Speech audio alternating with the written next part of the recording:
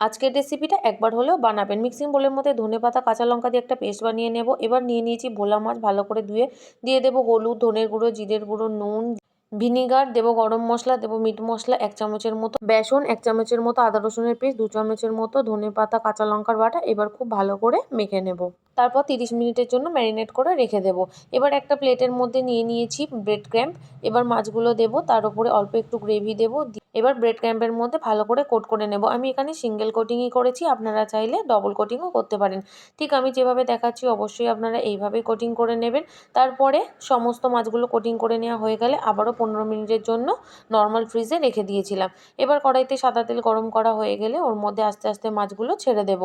এবার বেশ খানিকক্ষণ সময় ধরে প্রথমে আস্তে আঁচে, তারপর জোর আছে, এইভাবে 2-3 বার উল্টে পাল্টে মাছগুলো ভেজে নিলেই তৈরি ক্রিস্পি ভোলা ফ্রাই। আমি এটা ধনেপাতা চাটনির সাথে সার্ভ করেছি। ভালো লাগলে লাইক, কমেন্ট, সাবস্ক্রাইব এবং শেয়ার করে পাশে থাকবেন।